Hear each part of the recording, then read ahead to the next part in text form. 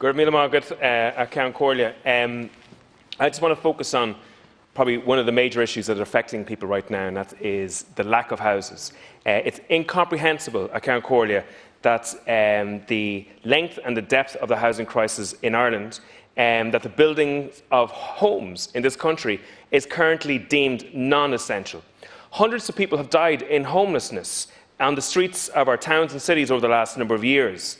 And many more will lose their lives over the next number of years if this government does not get serious with regard to the building of family homes.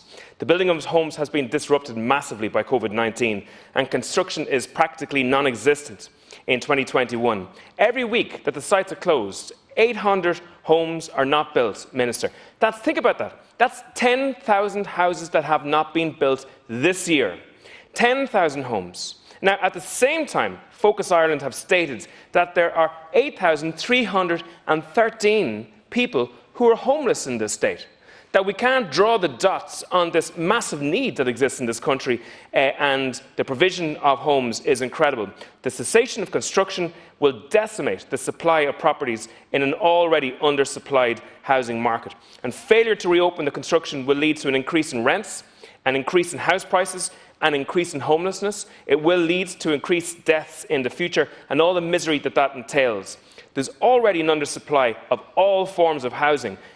Continuing the government's blanket lockdown on this particular area is nonsensical in my view.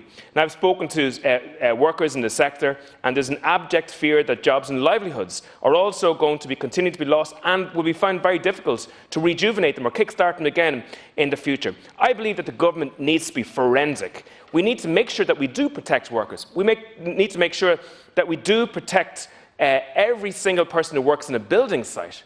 But we have a situation where the state allows for social houses to be built, and I welcome that.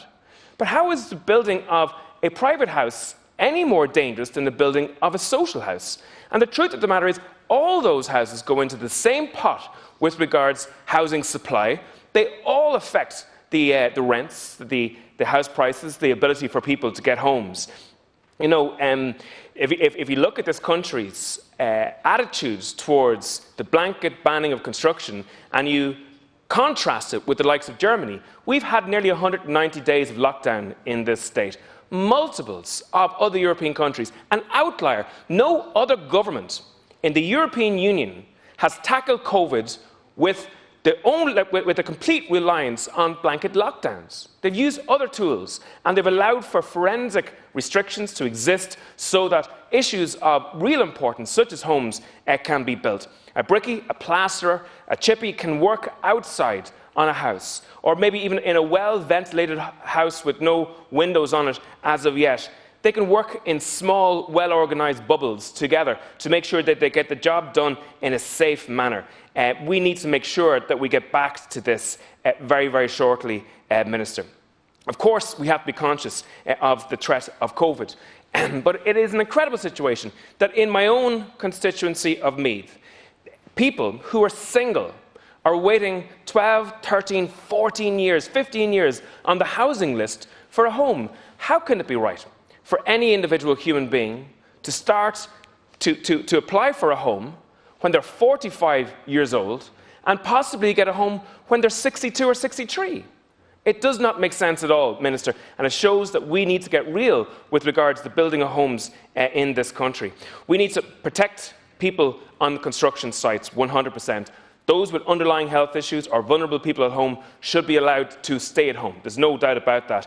But ignoring the warning signs in the housing sector will have enormous consequences of those hundreds of thousands of people who are in severe housing distress today. The government needs to get forensic with regards how it handles this. And I just want to mention how the government has been dealing with the likes of the vulture funds over the last number of years. The vulture funds have had massive access into the Department of Finance, and they have paid very, very little tax in this country. They have been allowed to distort the housing market.